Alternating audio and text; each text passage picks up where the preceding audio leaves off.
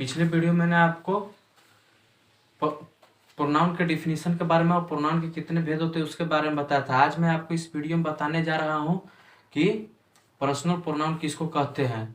तो आप देखिए पर्सनल प्रोनाउन किसको कहते हैं। I, we, it, he and they are called a personal pronoun. इसका डिफिनीशन लिखा हुआ है I, we, you, he, she, it and they are called a personal pronoun. और पर्सनल प्रोनाउन 3 केस में होते हैं, नॉमिनेटिव केस, पोसेसिव केस और objective case. Nominative case में I, we, you, he, she, it और दे आते हैं। और पोसेसिव, ये जो पोसेसिव केस, इसमें पोसेसिव एडजेक्टिव हो जाता है, पोसेसिव प्रोनाउन हो जाता है। तो पोसेसिव एडजेक्टिव में माई, आवर, योर्स, हर, ही, ये सब आ जाते हैं। और फिर पोसेसिव प्रोनाउन में माइन, आवर, योर्स, हिज, हर, दे, ये सब आते हैं। और ऑब्जेक्टिव केस में आप तो समझ सकते हो, ऑब्जेक्टिव केस में me, us, you, him, her, it, them आते हैं। आगे मैं आपको बताऊंगा आप पोसेसिव प्रोनाउन। देखिए पोसेसिव प्रोनाउन किसको कहते हैं। जिस प्रोनाउन का प्रयोग अधिकार दिखाने के लिए किया जाता है उसे पोसेसिव प्रोनाउन कहते हैं। The pronoun used to show the position is called a possessive pronoun.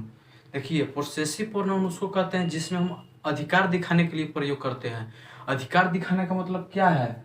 This book is mine, this book is mine. तो यहाँ पर माइन क्या हो गया, माइन जो हो गया यहाँ पर अपना अधिकार दिखा रहा है, मेरा। यह जो बुक है मेरा है, दिस बुक इज माइन, तो हम इस पे अधिकार जता रहे हैं। और ये है दैट बुक इज योर, इस पर भी हम अधिकार जता रहे हैं। वह जो बुक है तुम्हारा ही है, तुम्हारा है। और इसमें भी दिस बुक इज माइन, इसमें भी हम लोग अधिकार, यह बुक मेरा है, तो इस पर हम अधिकार जता रहे हैं। तो mine, our, your, her, his and their, ये सब जितने भी वर्ड आते हैं ये सब अधिकार जताने के लिए आते हैं, इसलिए इसको पोसेसिव प्रोनाउन कहा जाता है। जिस प्रोनाउन का प्रयोग अधिकार जताने के लिए किया जाता है उसको हम लोग पोसेसिव प्रोनाउन कहते हैं। अब रिफ्लेक्सिव प्रोनाउन किसको कहते हैं। जब वाक्य में mine self, our self, your self, her self, he self, it self, them self का प्रयोग करने का असर खुद कर्ता पर पड़ता हो, खुद करने वाले पर ही सारा काम का असर पड़ता हो, उसको हम लोग रिफ्लेक्सिव प्रोनाउन कहते हैं। एकदम सिंपल वे में। इस पर क्या था, पोसेसिव प्रोनाउन में क्या था, अधिकार दिखाने के लिए किया गया था कि यह चीज मेरा है। और ये जो है रिफ्लेक्सिव प्रोनाउन कर्ता पे अधिकार रहता है, इस पे कर्ता का प्रयोग होता है। जो भी काम कर रहा है तो कर्ता पर जो है खुद कर्ता पर पड़ना प्रतीत होता है। अब जैसे we can help our self, इसका क्या मतलब हुआ, we can help our self, इसमें क्या है कि हम लोग अपने आप को मदद कर लेंगे, मतलब हमको किसी का जरूरत नहीं है, ये खुद कर्ता पर ही प्रतीत पड़ता है कि हम लोग जो है अपने आप पर जो है दबाव दे रहे हैं, हम लोग खुद कर लेंगे। तो ये जो हो गया अपना मदद जो है हम लोग खुद कर लेंगे, तो ये खुद पे पड़ रहा है। ही रन हरसेल्फ, इसका क्या मतलब हुआ, इसका मतलब ये हुआ कि उसने अपने आप को बर्बाद किया। तो ये किसने, ही रन हरसेल्फ का मतलब उसने अपने आप को बर्बाद किया। तो ये किस पर प्रभाव पड़ रहा था, अपने आप पर, कर्ता पर। तो आपको पोसेसिव प्रोनाउन और रिफ्लेक्सिव प्रोनाउन के बारे में समझ में आ गया। अब आपको अगला किसको कहते हैं, एम्फैटिक प्रोनाउन किसको कहते हैं। जब my self, our self, your self, her self, him self, it self और देम सेल्फ का प्रयोग किसी नाउन या प्रोनाउन पर जोर देने के लिए किया जाता हो उसे एम्फैटिक प्रोनाउन बोलते हैं। They are used to for the sake of empathy. अब इसका एग्जांपल हुआ I kill the tiger myself, I kill the tiger myself, I kill the tiger myself. इसमें आपको जो है नाउन या प्रोनाउन पर जोर देने के लिए कहा जाता है।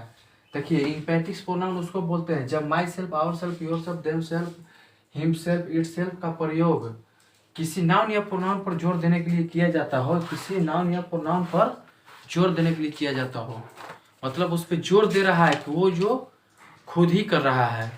जैसे इसमें है I kill the tiger myself, इसका क्या मतलब हुआ, मैंने स्वयं बाघ को मारा।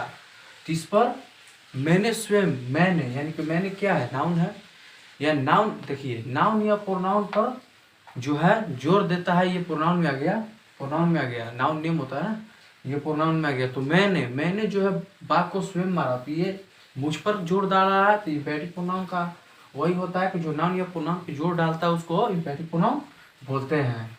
पांचवा डेमोन्स्ट्रेटिव प्रोनाउन, जब प्रोनाउन का प्रयोग किसी वस्तु को सूचित, इंगित या निर्देशित करने के लिए किया जाता है उसे डेमोन्स्ट्रेटिव प्रोनाउन कहते हैं। डेमोन्स्ट्रेटिव प्रोनाउन किसको कहते हैं? किसी वस्तु को इंगित या सूचित करता है। अब जैसे दिस इज बॉय, यह लड़का है, इंगित कर रहा है, हम उसको बता रहे हैं कि यह लड़का है, तो इंगित किए, उसके बारे में बोले कि यह लड़का है। दीज आर बॉल्स, तो इंगित किए कि वे बॉल है। इसको ये भी बोल सकता है pronoun used to point out object और object to which it refers called a demonstrative pronoun. समझ में आ गया? Imperative pronoun, demonstrative pronoun. Imperative pronoun क्या कर रहा था? नाउन या प्रोनाउन पे जोर डाल रहा था, और डेमोन्स्ट्रेटिव प्रोनाउन क्या कर रहा था? इंगित कर रहा था, बता रहा था कि वह जो है, यह जो है लड़का है। अब इसके आगे हम देखिए, अब मैं आपको बताने वाला हूँ इंडिफिनिट प्रोनाउन के बारे में। इंडिफिनिट प्रोनाउन क्या होता है? ये नाम से ही पता चल जा रहा है, अनिश्चित। जिस प्रोनाउन से किसी निश्चित व्यक्ति या वस्तु का बोध नहीं होता हो उसे इंडिफिनिट प्रोनाउन कहते हैं। An indefinite pronoun refers to person और thing in a general way and does not refers to any person or thing in particular. Example, somebody has stolen my pen and nothing is perfect. तो indefinite pronoun का मतलब होता है कि किसी निश्चित व्यक्ति या वस्तु का बोध नहीं होता है, किसी निश्चित व्यक्ति या वस्तु का बोध नहीं होता है। somebody stolen my pen, somebody stolen my pen का मतलब हो किसी ने मेरा पेन चुरा लिया, तो इसमें निश्चित नहीं है कि कौन चुराया है, ये जो है अनिश्चित है, किसी ने भी चुराया हुआ। somebody stolen my pen, nothing is perfect, कुछ भी सही नहीं है, तो ये निश्चित नहीं हुआ, इसको हम लोग इंडिफिनिट प्रोनाउन कहते हैं। अब सातवां डिस्ट्रीब्यूटिव प्रोनाउन किसको बोलते हैं? जब ईच, आइदर और नाइदर का प्रयोग प्रोनाउन के रूप में होता हो, उसको हम लोग डिस्ट्रीब्यूटिव प्रोनाउन कहते हैं। अब जैसे में each of you is guilty, आप में से सभी लोग दोषी हैं, तो इसमें जो है प्रोनाउन में क्या, प्रोनाउन के लिए कौन सा वर्ड का यूज किया गया? ईच का यूज किया गया। Either of you can take this book, आप में से कोई भी इस बुक को ले सकता है, तो इसमें आइदर का प्रयोग कहाँ किया गया? प्रोनाउन के जगह पर आइदर का प्रयोग किया गया है। अब आठवां हो गया रेसिप्रोकल प्रोनाउन। रेसिप्रोकल प्रोनाउन उसको बोलते हैं ईच अदर और one another is called reciprocal pronoun. अब जैसे में एग्जाम्पल में दे लव्ड ईच अदर या वन अनदर, इसका मतलब है कि वो एक दूसरे से प्यार करते हैं, तो एक दूसरे को संबोधित करता है, उसको हम लोग रेसिप्रोकल प्रोनाउन कहते हैं। जिस प्रोनाउन का प्रयोग नाउन या प्रोनाउन के बीच में संबंध बताने के लिए किया जाता है उसे रिलेटिव प्रोनाउन बोलते हैं। A relative pronoun refers to some noun या pronoun going before and refers the said noun या pronoun to a group of word coming after.